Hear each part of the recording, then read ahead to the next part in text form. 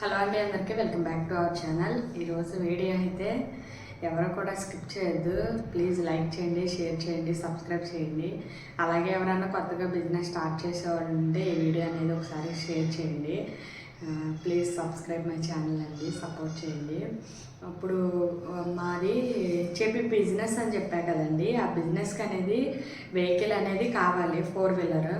అది కూడా అశోక లైలాండ్లో తీసుకున్నాం మేము. మొత్తం వచ్చేసి అది కాస్ట్ 8 lakhs అయింది. అయితే దానికి బాడీ కూడా కట్టించాలి. అది బాడీ వచ్చేసి 1 lakh అయింది. మొత్తం అది 9 lakhs అట్లా అయింది. ఇప్పుడు దానివల్ల యూజ్ ఏముందంటే, అసలు అది మార్నింగ్ ఒకసారేమో నైట్ వెళ్ళి పాలు తీసుకొస్తాము. అంటే వేరే చోట నుంచి మనం అనేది ఎక్స్పోర్ట్ చేసుకోవాలి పాలు అనేది, వాళ్ళు అనేది వేయరు మనకి.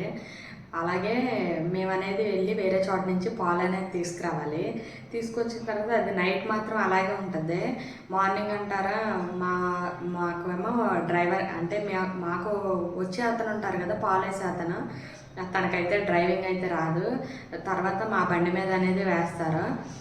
వెహికల్ అనేది అలాగే ఉంటుంది. పొద్దున పూట, సాయంత్రం పూట అయితేనే పాలు అనేది తీసుకురావడానికి వెళ్ళిద్ది.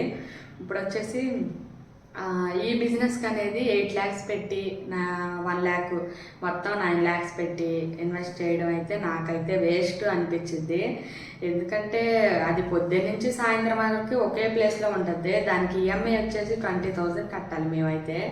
తర్వాత వచ్చేసి మేమనేది ఒకవేళ బండి ఎక్కడన్నా ఇచ్చేస్తాం అనుకోండి, ఒకవేళ నాకు తెలిసినవి అయితే నేను చెప్తున్నాను, అమెజాన్, ఫ్లిప్కార్ట్ ఇవి ఉంటాయి కదండి, దాంట్లో పెట్టేసాం అనుకో, దాంట్లో పెడితే కూడా వాళ్ళకి అనేది బండి అనేది హ్యాండ్ ఓవర్ చేసేయాలి. మనకి మంత్లీ ఒక 40,000 60,000 అనేది ఇస్తారు.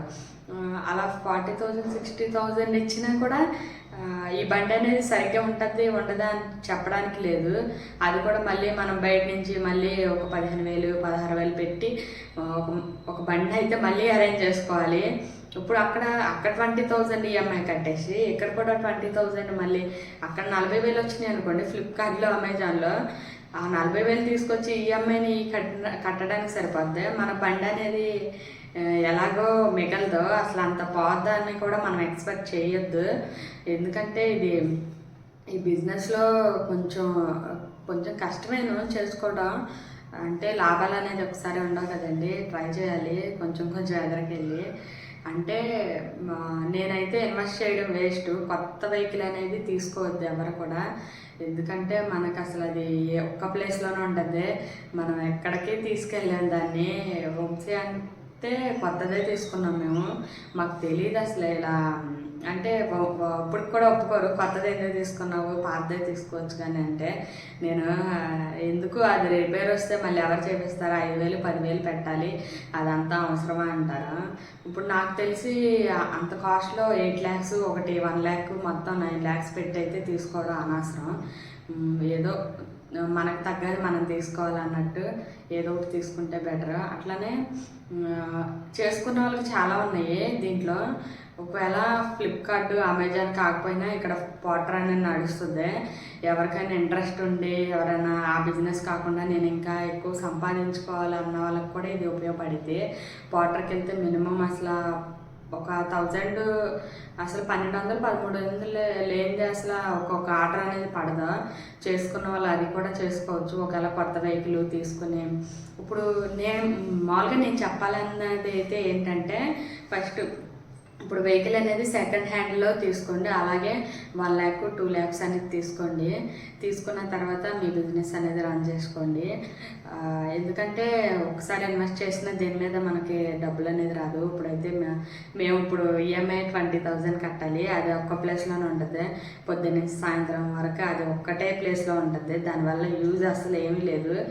మనం వెహికల్ పెట్టాలన్నా సరే, ఎక్కడైనా సరే అసలు మళ్ళీ వాళ్ళు రిటర్న్ చేస్తారన్నది లేదు. ఒకవేళ మీరు అనుకుంటారో మళ్ళీ వెహికల్ అనేది మేము తెచ్చుకోవచ్చు, ఏంటంటే అద్దెకి తెచ్చుకోవచ్చు, 15,000 నెలకి అట్లా కట్టచ్చు అన్న ఆలోచన కూడా ఉంటుంది.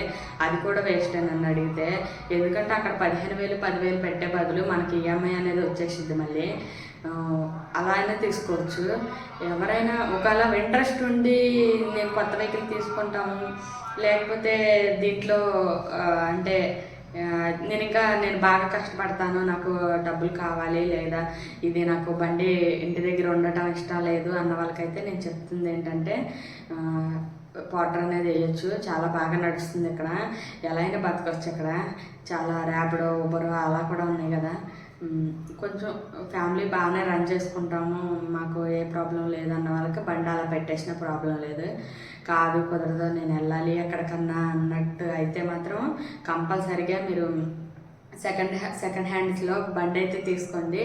ఒక 2 lakhs, ఒక 1.5 అయినా పర్లేదు, దానికైతే సరిపోద్ది. ఇప్పుడైతే మేము చాలా రిస్క్ పడుతున్నాము, ఎందుకంటే మాకు వచ్చేసి ఆ బండి పొద్దు నుంచి సాయంత్రం వరకు అలాగే ఉంటుంది. ఒక 20,000 దానికే ఈఎంఐ కట్టాలి మేము. దీని మీద వచ్చేదేమో కొంత వచ్చింది అమౌంట్. 20,000 అడిపోతే ఇంట్లో ఖర్చులు అసలు మామూలుగా ఉండవు. మాకైతే ఇంకా 2 పిల్లలు, వాళ్ళకి ఇంకా డైపర్ బ్యాగ్స్ ఇంకా అవి ఉంటాయి కదా. మాకైతే చాలా ఖర్చు ఉంటుంది. ఒక 20,000 రన్ చేయాలంటే చాలా కష్టం బిజినెస్ అనేది. అంటే వెహికల్ అనేది ఎవరు కూడా కొత్తదైతే తీసుకోవద్దు, సెకండ్స్లో తీసుకోండి.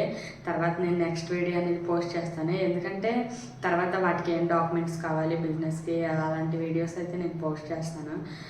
ఎవరు కూడా వీడియోస్ అయితే స్కిప్ చేయొద్దు.